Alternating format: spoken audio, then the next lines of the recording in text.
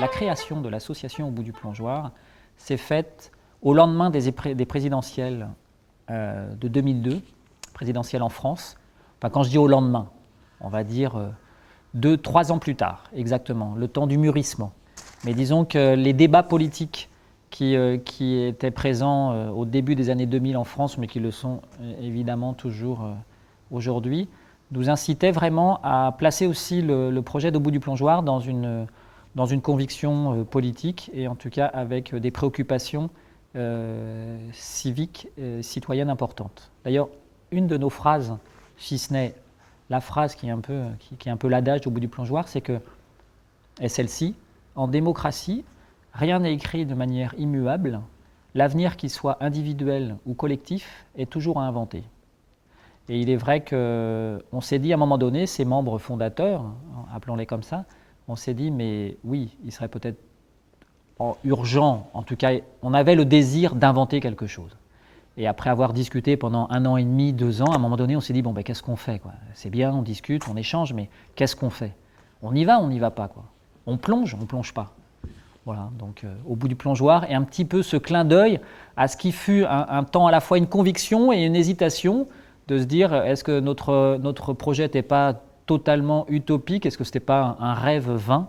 Et puis on s'est dit à un moment donné, bon, bah, qu'importe, même si c'est un rêve vain, allons-y, plongeons, on y va. Il n'était pas un, mais 9. Ça prend du temps, disait l'un, affalé au fond du café. Il faut partir de ce qu'on a, disait un autre. La troisième, telle une danseuse de cabaret sur la piste, loin du désir d'être dérangée, se demandait qu'est-ce qui résonne.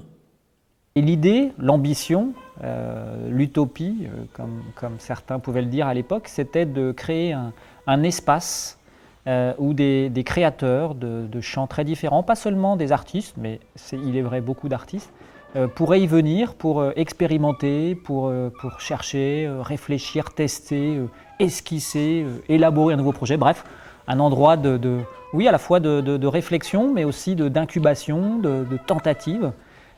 Chose qui peut paraître surprenante, mais n'est pas si présente que cela, en France en tout cas.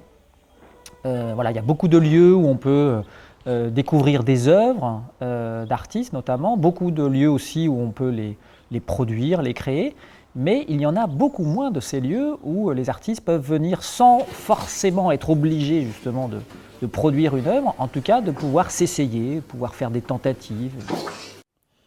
C'est son lieu de travail, avec possibilité d'entrer à l'improviste, de venir, une sorte de laboratoire de singularité. Le 4e propriétaire du bar, tel le chef d'une institution qui se méfie d'elle-même, trônait derrière le zinc. Il appréciait avant tout la tranquillité. L'œil rieur, il aimait à dire « Ici, c'est comme un club ».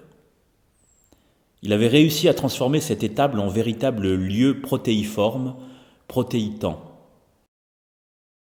Et puis il y avait aussi dans le même temps une très forte envie, un désir, j'ose dire, immense, de permettre à des citoyens d'horizons très différents, justement de côtoyer cette réalité de création et de cogitation des artistes. Et il nous semblait très important, à l'origine, de pouvoir permettre, d'une manière très simple, quotidienne, à des personnes de rencontrer ces créateurs, et même plus que de les rencontrer, possiblement contribuer avec eux à certaines réalisations, participer à des aventures communes. Et donc il y avait ce désir, j'ose dire inlassable, de créer un véritable lieu de rencontre, au sens où nous l'entendons nous Au bout du plongeoir, à savoir, quand il y a rencontre, il y a nécessairement transformation des êtres qui sont réunis le temps de quelques minutes, quelques heures ou quelques jours. Mais on a choisi ce mot parce qu'il nous semblait à l'époque nécessaire pour nous-mêmes de créer cette aventure, de créer cette association. Parce qu'on se réunissait, comme je le disais tout à l'heure, on était une petite dizaine, on partageait nos expériences, on échangeait sur nos convictions, puis à un moment donné, on s'est dit, mais ok, c'est très bien ce qu'on évoque là, ce qu'on échange, mais est-ce qu'on ne pourrait pas agir dans le sens de créer une aventure qui serait partageable avec d'autres, mais qui serait une véritable création qui inviterait des gens à nos côtés à contribuer à ce que j'évoquais tout à l'heure, c'est-à-dire lieu d'expérimentation notamment. Ben, il m'arrive de dire que l'art de se reposer est un art nécessaire. Donc sur cette notion d'engagement, j'aurais envie d'en parler là présentement comme cela, c'est-à-dire que pour moi, le repos, ce n'est pas rien faire, c'est faire quelque chose de nécessaire, voire d'indispensable, qui permet d'agir pleinement quand il convient d'agir. Et en ce sens, le repos, pour moi, c'est un préalable à l'orientation, c'est un préalable à la décision. Et donc, c'est effectivement, dans un processus de travail, d'élaboration, c'est quelque chose d'important. Eh bien, si je transpose un tout petit peu, j'aurais tendance à penser qu'au bout du plongeoir, c'est un petit peu cela.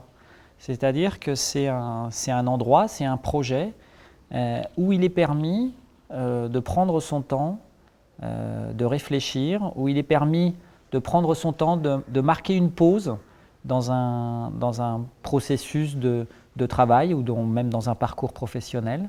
Ce qui ne veut pas dire qu'on ne fait rien au bout du plongeoir, bien au contraire. On agit énormément, j'ose dire qu'on travaille beaucoup, mais avec cette intention et cette conviction que eh bien, le temps d'élaboration suppose un temps effectivement de calme, de réflexion, de pause, de repos.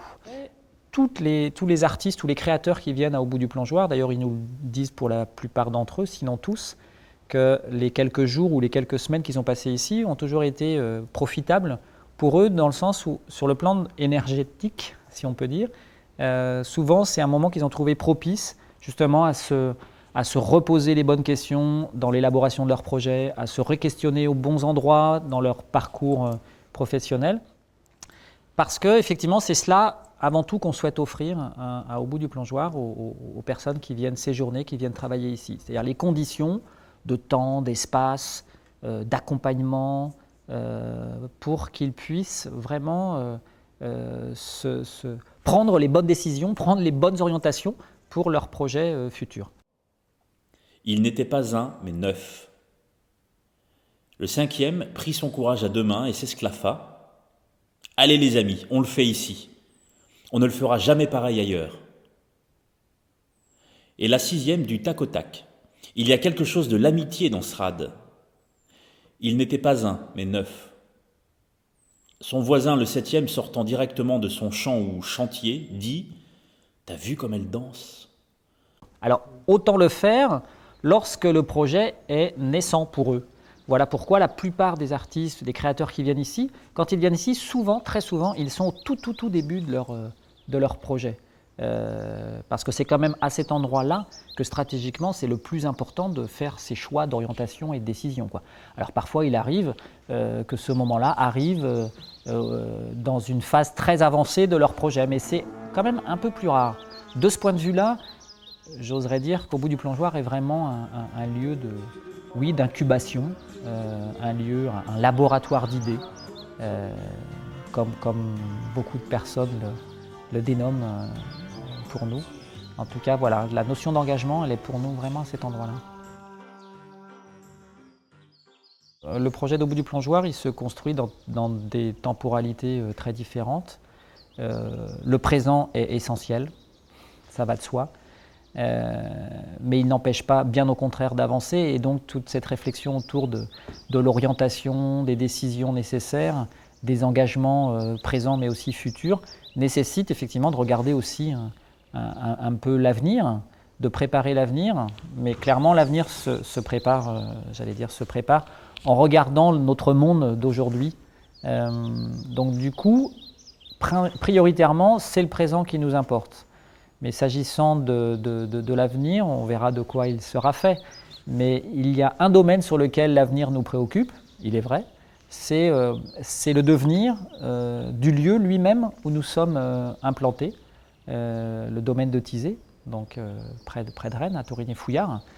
C'est un domaine de 13 hectares qui a 7 siècles d'existence, donc son histoire est déjà largement lourde et joyeuse d'événements. On n'en connaît pas un dixième. Mais l'idée pour nous, c'est de s'assurer que ce lieu puisse continuer d'être cet abri, on pourrait dire cet abri artistique, cet asile pour des gens comme nous et ceux qui viennent y travailler. C'est un lieu qui est aujourd'hui reconnu d'intérêt communautaire par la communauté d'agglomération de Rennes Métropole. C'est un lieu qui appartient toujours à la ville de Torigny-Fouillard. C'est un domaine qu'on peut qualifier de magnifique sur les bords de la Vilaine, un domaine de prairies, de bois, et avec en son sein un manoir remarquable de 1500 m² de surface plancher. Donc un véritable outil de travail, d'outils de rencontre, d'outils de réflexion superbe, qui reste à améliorer de façon évidente.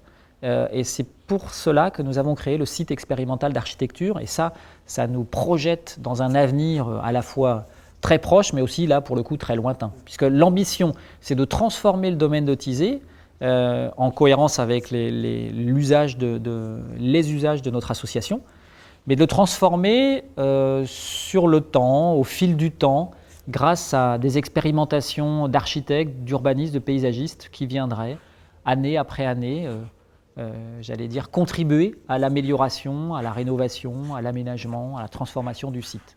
Alors ça, c'est un projet très ambitieux dont on parle avec tous nos partenaires, les collectivités publiques, mais aussi avec désormais quelques partenaires privés.